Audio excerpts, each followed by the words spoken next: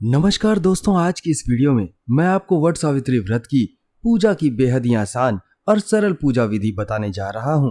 इस वीडियो को यदि आप अंत तक देखेंगे तो आपको वट सावित्री व्रत की सारी जानकारी हो जाएगी और बड़े ही आसानी के साथ आप अपने व्रत को सही और नियम के साथ कर पाएंगे। पंचांग के अनुसार हर साल जेठ महीने के कृष्ण पक्ष की अमावस्या तिथि को वट सावित्री का व्रत मनाया जाता है। मान्यता है इस व्रत के प्रभाव से महिलाओं को अखंड सौभाग्य की प्राप्ति होती है।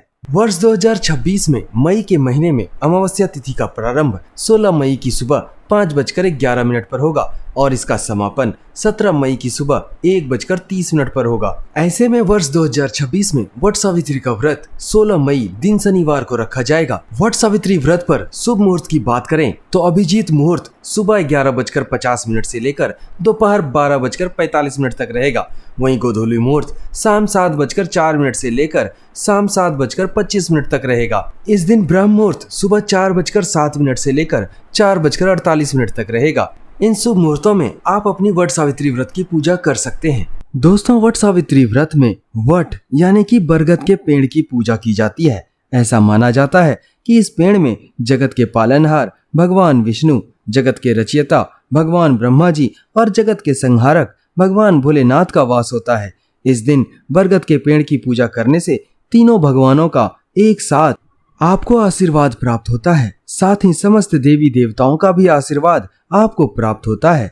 इस दिन जो भी महिलाएं वट सावित्री का व्रत रखती हैं और उसके नियमों का पालन करती हैं, उनके पति और परिवार को सौभाग्य का आशीर्वाद मिलता है और साथ ही पति की अकाल मृत्यु का खतरा भी टल जाता है। वट सावित्री का व्रत हमेशा जेठ महीने की अमावस्या तिथि के दिन रखा जाता है। दोस्तों, अब हम विस्तार पूर्वक जानते हैं वट सावित्री व्रत के सभी नियमों और इसकी आसान पूजा विधि को। दोस्तों, वट सावित्री का व्रत एक दिन का होता है, लेकिन इसकी तैयारी काफी पहले से की जाती है। वट सावित्री व्रत के एक दिन पहले आपको 1 लोटा साफ जल भगवान के चरणों के पास रख देना है। यह जल बहुत ही महत्वपूर्ण है। इसी जल से वट सावित्री व्रत की सारी पूजा की जाती है। इसके बाद आपको एक साफ बर्तन में साबुत चने भिगोने हैं।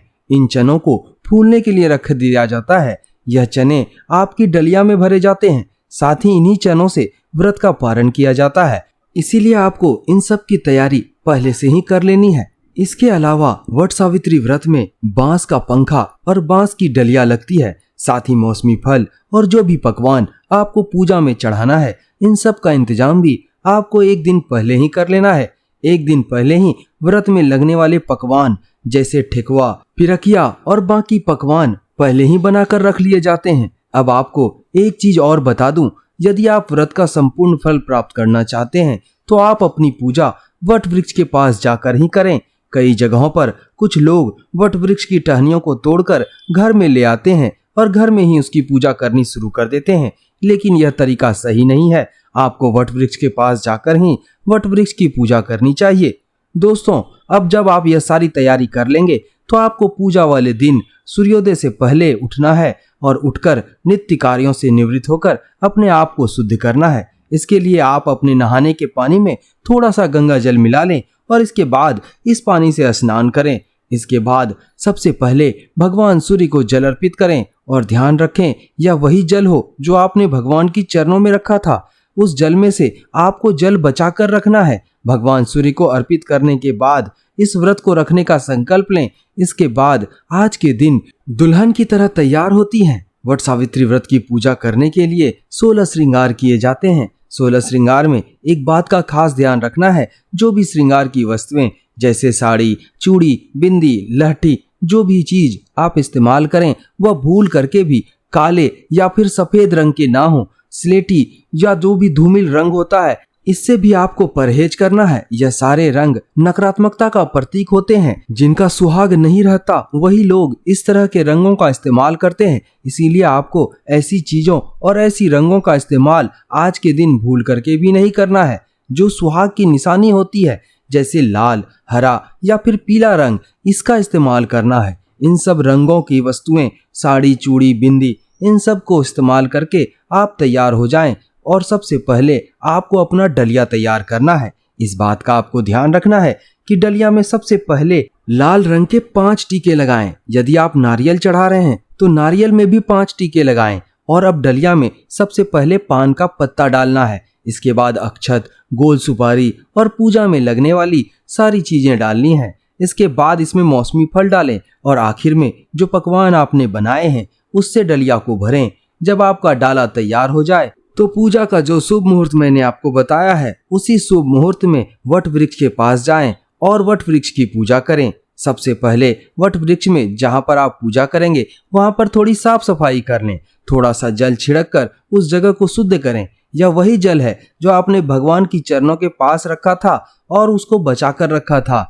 इस जल को आपको आगे के लिए भी बचा कर रखना है, क्योंकि इसी जल से आगे पति की भी पूजा होगी। अब आप सबसे पहले वट वृक्ष की जड़ में 5 टीके लगाएं। इसके बाद वहां पर सावित्री सत्यवान की मूर्तियां स्थापित करें।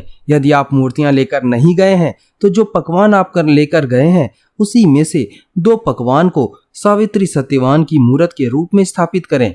इसके बाद आपको वट वृक्ष के 7 पत्ते लेने हैं। इन पत्तों में आपको अपनी पूजा की सारी सामग्री जैसे कि पकवान, मौसमी फल और बाकी जो चीज आप लाए हैं उसको वहां पर रख देना है। इसके बाद धूप, दीप, अगरबत्ती दिखाकर पूजा करनी है और अपने सुहाग की लंबी उम्र और तरक्की की कामना करनी है। कुछ जगहों पर महिलाएं वट वृक्ष का एक पत्ता अपने बालों में लगाती हैं और कई जगहों पर वट वृक्ष के पत्तों की माला बनाकर भी पहनी जाती है। यदि आपके इधर भी ऐसा ही नियम है तो आप इस नियम को जरूर करें। इसके बाद वट वृक्ष के तने में कच्चा सूत लपेटा जाता है और 7 बार परिक्रमा की जाती है। इसके लिए आपको करना यह है कि कच्चा सूत लेकर आपको वट वृक्ष की जड़ में बांध देना है। इसके बाद दाएं से बाईं ओर 7 बार वट वृक्ष की परिक्रमा करना है। परिक्रमा करते हुए इस कच्चे सूत को वट वृक्ष के तने में लपेटना है और इसके साथ साथ जो बांस का पंखा आप लेकर गए थे उससे आपको वट वृक्ष को हवा करते हुए परिक्रमा करना है। इस तरह से जब आप 7 बार परिक्रमा कर लेंगे तब आपकी वट वृक्ष की पूजा संपन्न हो जाएगी। इसके बाद वट वृक्ष से 7 बार गला मिला जाता है और इसके बाद महिलाएं एक दूसरे को सिंदूर लगाती हैं और अपने अखंड सौभाग्य की कामना करती हैं। इसके बाद वहां पर मौजूद लोगों को प्रसाद वितरण करके अपने घर वापस आ जाना है। ध्यान रखना है कि आपको थोड़ा सा जल बचा कर लाना है, क्योंकि इसी जल से आपको अपने घर में पति की पूजा करनी है। जब आप घर वापस आ जाएं तो अपने पति को भी स्नान करके शुद्ध होने को बोलें और इसके बाद एक कुर्सी पर बिठाकर उनकी पूजा करें। इसके लिए सबसे पहले जो जल आपने बचा कर लाया था उसे अपने पति के चरणों को धोएं और उन्हें टीका लगाएं, उनकी आरती उतारें। इसके बाद बांस के पंखे से जैसे आपने वट वृक्ष को हवा की थी उसी तरह से हवा करते हुए अपने पति की पूजा करनी है और पंखे से हवा करने के बाद डलिये में से कुछ पकवान और मौसमी फल प्रसाद के रूप में पति को दें और उनके चरणों को छूकर उनसे आशीर्वाद लें। इस तरह से आपकी संपूर्ण पूजा यहाँ पर समाप्त हो जाती है। आज दिन भर आपको अरवा खाकर व्रत रखना है और व्रत का पारण अगले दिन करना है। कुछ जगहों पर महिलाएं वट सावित्री व्रत के दिन ही अपना पारण कर लेती हैं और सामान्य भोजन करने लग जाती हैं, लेकिन यह सही तरीका नहीं है। आपको उस दिन भी अरवा भोजन ही करना है और दिन भर व्रत रखना है और अगले दिन डलिया में से सबसे पहले चने खाकर अपने व्रत का पारण करना है। वट सावित्री व्रत के दिन इसकी व्रत कथा को जरूर सुनना है। बिना व्रत कथा को सुने हुए व्रत का संपूर्ण फल नहीं मिलता है, इसीलिए आज के दिन व्रत कथा को जरूर सुने। दोस्तों, बहुत ही आसान और सरल तरीके से मैंने आपको वट सावित्री व्रत की संपूर्ण नियमों और आसान पूजा विधि के बारे में जानकारी दे दी है। यदि आपको यह वीडियो अच्छा लगे तो इस वीडियो को जरूर लाइक करें और ऐसे ही वीडियो की जानकारी के लिए हमारे चैनल को जरूर सब्सक्राइब करें।